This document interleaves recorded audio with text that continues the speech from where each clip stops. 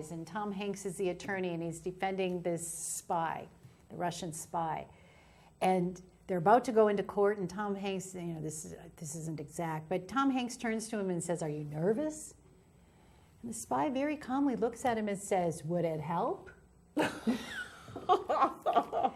That's the consciousness you start to have. Yeah.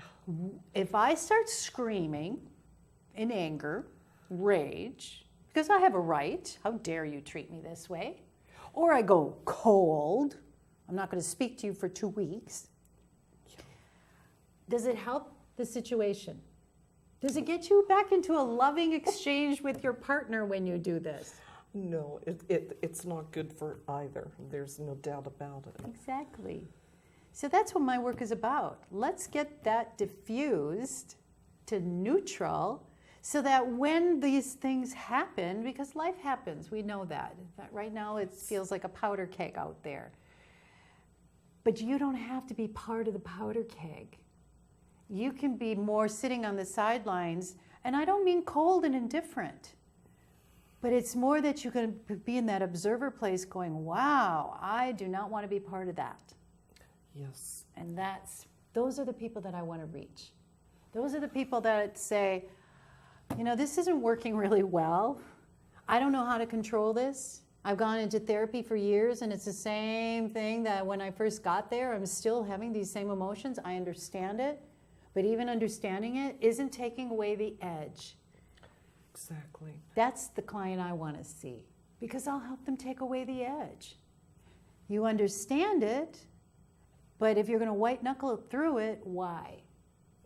There you go. So that sense of really being heard, I know you're right there with your clients. Yes. And they feel that's healing when people feel heard and Yes. understood and not judged, and Yes. they're like really at peace with that trust flow going. Yes. That's huge. And Gigi, I am committed to helping end human suffering on this planet. It is rampant. And I feel like the doctor with the cure to the plague in the doctor bag, and you want to just give it out to everyone who's dying around them. That's what it feels like some days. Because if people don't even know that somebody like me exists, you can't even look for somebody like me. So I am committed to getting people's lives to be joyful. And I don't mean Pollyanna, woohoo, everything's just fine, oh, don't see anything bad. No, you can see things for what they are. You can have an open heart. People work with me because I help them live with a completely open heart, with absolutely no limitations or blocks to create their dream life. There you go, perfectly put. Absolutely. And then they get to the point through this process where even if they have obstacles, let's say, that do come up, that to be around them, you wouldn't even know that they have an obstacle. Yes. Because they've evolved and they've cleaned out all that yuck, and the layers are gone, and they're working through it, and they can give of their best, which is, I really believe, in everybody's heart. Exactly. I do too. I believe in the human spirit. Yes. I believe that people are really good at heart. Now, of course, I can see an exception out there, but I'm talking about the majority of people really have goodness within them, but they've gotten so much pain.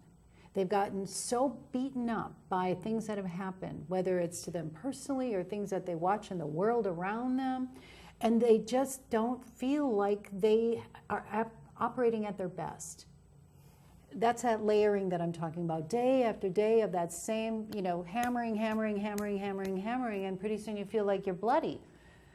Yes, and then before you know it, there are, of course, a lot of diseases that can come from all of this that Absolutely. You're holding on to, not knowing how to release, without holding on to these stories and telling it to whoever is available. And it doesn't go anywhere. It doesn't go anywhere.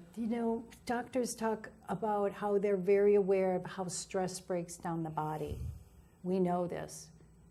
How many people will go on leave, disability leave, because things have been so stressful that they're now coming, they have some sort of disease that's developed. Ulcers, heart attacks, strokes. I mean, I could go on and on and on. Cancers, diabetes. So many things are an accumulation effect because there's only one place for it to go. If you get a buildup going on inside of you and your stomach can't handle it, so to speak, you can end up with some stomach problems or throat problems, or there's any number of things. All diseases stem from something going wrong. And that's another way that you try to help people so that they do have their health intact. Yes. How many people, when they get sick, say, there's no money that can buy health? It's really true.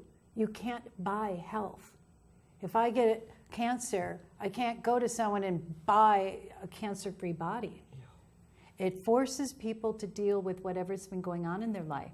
But I've also heard people that go into recovery say, getting cancer was the best thing that ever happened to me, because it forced them to look at the issues in their life that brought on that disease.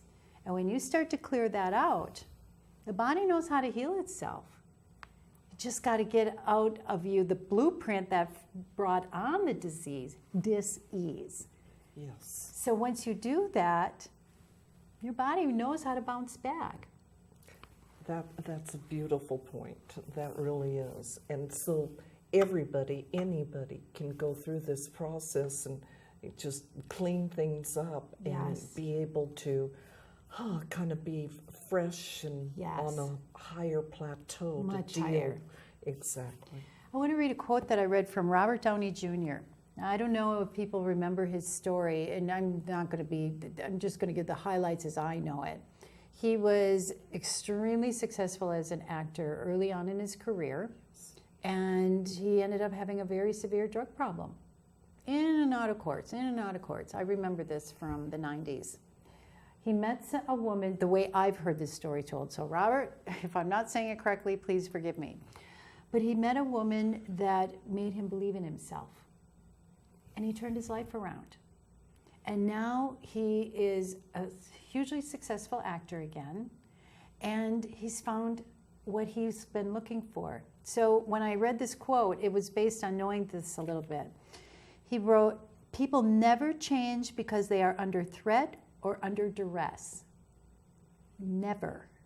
They change because they see something that makes their lives seem valuable enough to start moving towards a life worth living." That is what I help people find. If you don't have self-worth, if you feel worthless, or I don't deserve this, or whatever is going on, I help get that gone. So I can help point you then, with all this negativity or pain gone, then you're on the path of a life worth living. Wonderful. That is beautiful. You didn't tell me about that one. That is awesome. Really. Everybody wants to feel valued. And, yes. Boy, I know I'd love more love in my life, but hey, it's got to start within me and stay and build there. Yes. And I think there you go with the law of attraction. Yes. So when you feel that your life is worth more than the pain that you're going through, that is when you'll seek change. I think there's a slight twist to this that I see quite a bit. When people get into so much pain that they go, I can't take this anymore. This is where what he's talking about, I believe, kicks in. I can't take this pain. This isn't how I want to live my life. This isn't how my life was supposed to be. And I can tell people straight on, it's not. We weren't created to be in pain and suffering. That wasn't what this was about. We came here to create, to be the best that we can be, to be the biggest, brightest, shining star that we could be out there. When you look at little kids, that is how we start out, without exception.